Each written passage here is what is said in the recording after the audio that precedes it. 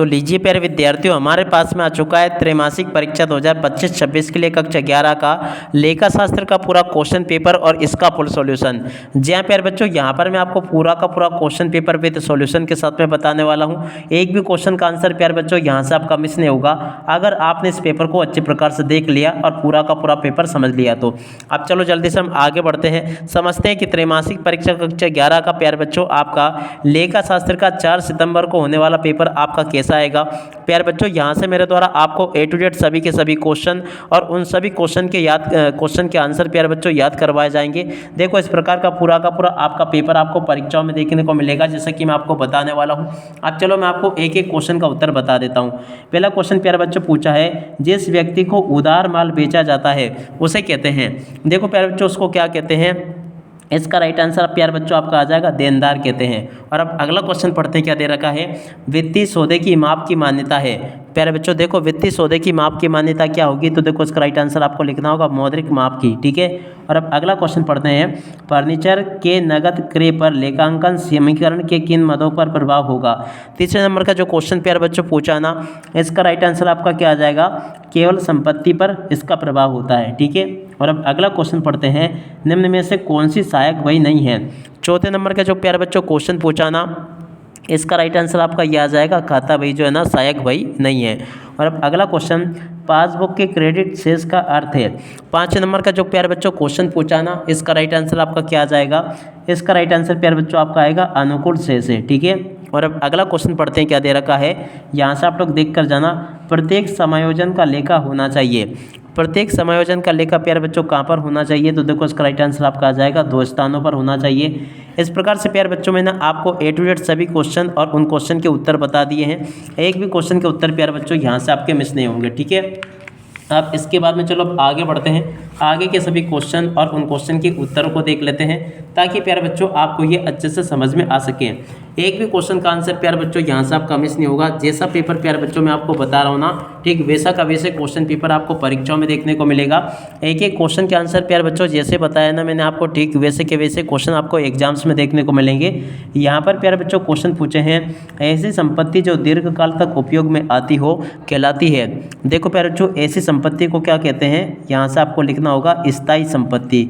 क्या कहते हैं प्यारे बच्चों, ऐसी संपत्ति को स्थायी संपत्ति कहा जाता है। और अब अगला क्वेश्चन, लेखा शास्त्र की अवधारणाएं नहीं हैं। देखो प्यारे बच्चों, लेखा शास्त्र की अवधारणाएं क्या नहीं है, तो देखो यहाँ से आपको लिखना होगा सार्वभौमिक नहीं है। यहाँ से प्यारे बच्चों आपको सार्वभौमिक लिखना होगा। संपत्ति माइनस दायित्व बराबर क्या होगा प्यारे बच्चों, तो देखो प्यारे बच्चों संपत्ति माइनस दायित्व बराबर यहाँ पर आपका आ जाएगा पूंजी।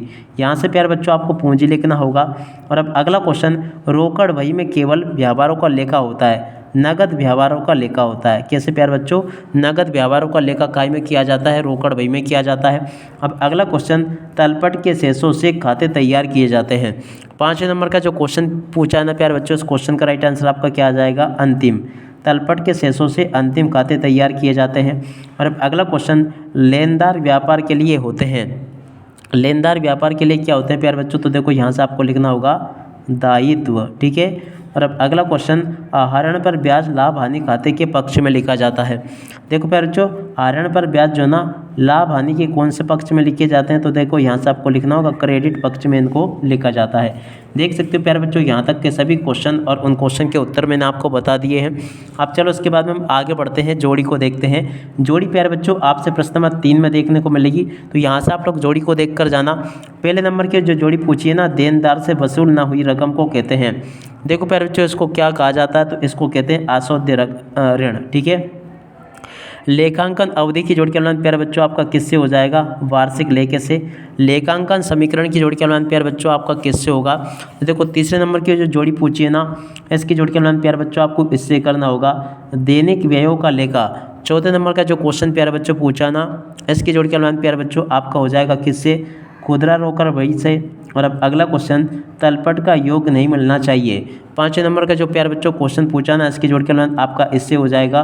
और छठे नंबर का जो क्वेश्चन प्यारे बच्चों पूछा है, आदत व्यय इसकी जोड़ के अनुमान प्यारे बच्चों आपको किससे करना होगा, व्यक्तिगत खाते से इसकी जोड़ के अनुमान प्यारे बच्चों आपको करना होगा।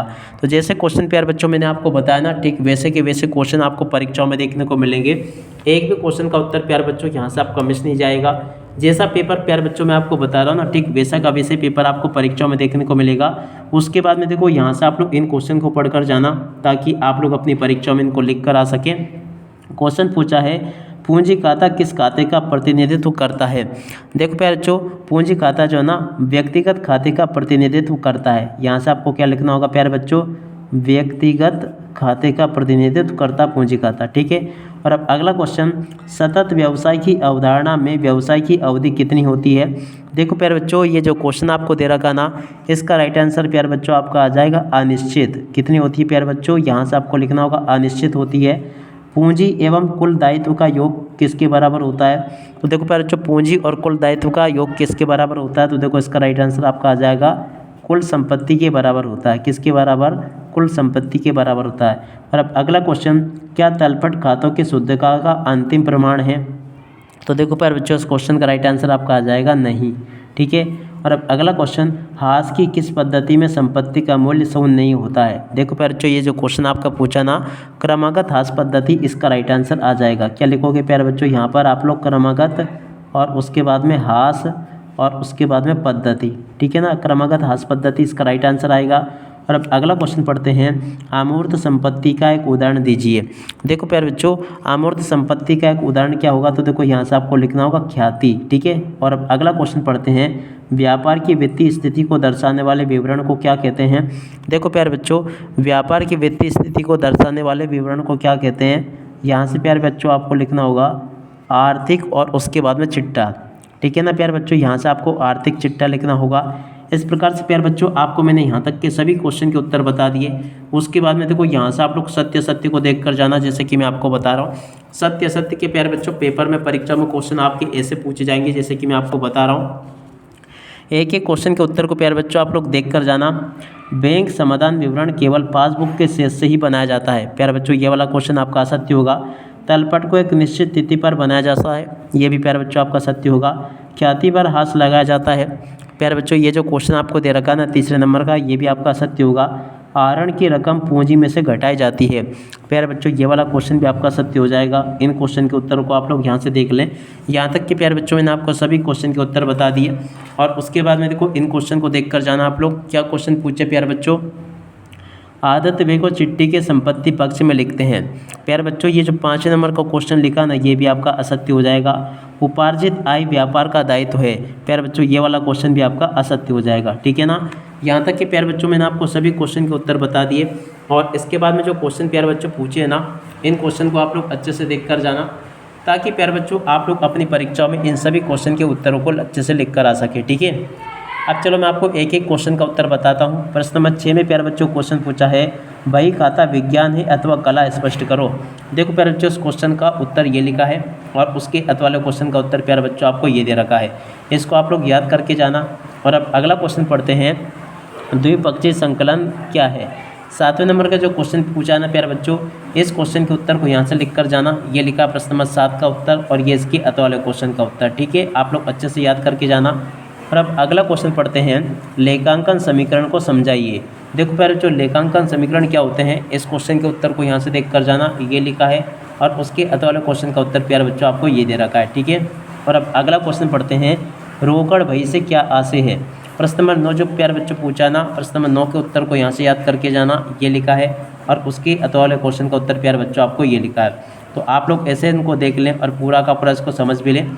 और अब अगला क्वेश्चन पढ़ते हैं, नाम की चिट्ठी किसे कहते हैं। प्रश्न नंबर 10 जो प्यारे बच्चों पूछा ना, इस क्वेश्चन के उत्तर को यहाँ से देख लें और लिख लें और उसके अथवा वाले क्वेश्चन के उत्तर को यहाँ से देख लें। और अब अगला क्वेश्चन पढ़ते हैं, क्या दे रखा है, बैंक समाधान विवरण को परिभाषित करें। प्रश्न नंबर 11 जो प्यारे बच्चों पूछा ना, 11वें क्वेश्चन के उत्तर को यहाँ से देख लो। ये लिखा है और उसके बाद वाले क्वेश्चन का उत्तर ये लिखा है। और अब अगला क्वेश्चन पढ़ते हैं, क्या दे रखा है। देखो यहाँ तक के सभी क्वेश्चन के उत्तर प्यारे बच्चों मैंने आपको बता दिए। रोकड़ भई एवं पासबुक शेष में अंतर आने के 2 कारण प्यारे बच्चों आपको लिखने होंगे। देखो प्रश्न नंबर 12 का उत्तर प्यारे बच्चों ये लिखा है और 13 का उत्तर प्यारे बच्चों आपको ये दे रखा है, ठीक है। आप लोग इसको देख लें अच्छे से और पूरा का पूरा इसको समझ के जाना। एक एक क्वेश्चन के उत्तर प्यारे बच्चों मैं यहाँ से आपको बता रहा हूँ। जैसे क्वेश्चन प्यारे बच्चों मैं आपको बता रहा हूँ ना, ठीक वैसे के वैसे क्वेश्चन आपके पेपर में परीक्षा में आपको देखने को मिलेंगे। एक भी क्वेश्चन का उत्तर प्यारे बच्चों यहाँ से आपका मिस नहीं होगा। प्रश्न नंबर 13 प्यारे बच्चों जो पूछा ना, इसके उत्तर को यहाँ से देख लेना। 14वें क्वेश्चन के उत्तर को प्यारे बच्चों यहाँ से देख लेना, ये बता दिया मैंने आपको। और उसके बाद में देखो 15वां क्वेश्चन पढ़ते हैं, समायोजन से आप क्या समझते हैं। देखो प्यारे बच्चों, समायोजन से आप क्या समझते हैं, इस क्वेश्चन के उत्तर को यहाँ से देख लें। और अब अगला क्वेश्चन पढ़ते हैं जो कि यहाँ पर आपको दे रखा है। प्रश्न नंबर 16 में प्यारे बच्चों आपको क्या ये सवाल दे रखा है, इस सवाल को आपको हल करना होगा। तो आप लोग प्यारे बच्चों सवाल को अच्छे प्रकार से देख लेना और पूरा का पूरा इसको समझ लेना। अब चलो मैं आपको इस सवाल के उत्तर को बता देता हूँ। देखो प्यारे बच्चों, सवाल का उत्तर ये लिखा है, ऐसे आप लोग तैयार कर लें। और उसके बाद में देखो प्यारे बच्चों, प्रश्न नंबर 17 को इस प्रकार से आप लोग देख लें और पूरा का पूरा हल कर लेना। प्रश्न नंबर 18 का उत्तर प्यारे बच्चों ये दे रखा है। 19वें क्वेश्चन का उत्तर प्यारे बच्चों ये लिखा है। और उसके बाद में देखो प्यारे बच्चों, प्रश्न नंबर 20 का उत्तर ये दे रखा है। 20 के बाद में देखो आगे बढ़ते हैं, 21वें क्वेश्चन के उत्तर को चलो मैं आपको बताता हूँ, आप लोग देख लें अच्छी प्रकार से। तो देखो इस प्रकार के क्वेश्चन पूछे जाएंगे। 21वें क्वेश्चन के उत्तर को यहाँ से देख लें, ये लिखा पूरा का पूरा। और उसके बाद वाले क्वेश्चन का उत्तर प्यारे बच्चों आपको ये दे रखा है, आप लोग अच्छी प्रकार से इनको देखते चलें।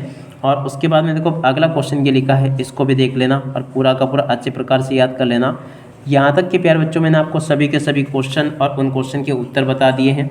एक भी क्वेश्चन का उत्तर प्यारे बच्चों यहाँ से आपका मिस नहीं होगा। जैसा पेपर प्यारे बच्चों मैंने आपको बताया ना, ठीक वैसा का वैसे ही पेपर आपका परीक्षा में आएगा। जितने प्रकार के क्वेश्चंस प्यारे बच्चों मेरे द्वारा यहाँ से आपको बताए गए ना, ठीक वैसे के वैसे क्वेश्चंस आपके पेपर में आएंगे। 23वें क्वेश्चन का उत्तर प्यारे बच्चों आपको ये दिया गया है। तो ऐसे आप लोग यहाँ तक के इन सभी क्वेश्चन के उत्तरों को देख लें और अच्छे से समझ भी लें। जिस प्रकार के क्वेश्चन प्यारे बच्चों मैंने आपको बताया ना, ठीक उसी प्रकार के क्वेश्चंस आपके पेपर में परीक्षा में आपको देखने को मिलेंगे। अब इसी के साथ में प्यारे बच्चों इस वीडियो को यहीं पर पूरा करते हैं। नमस्कार, जय हिंद, जय भारत।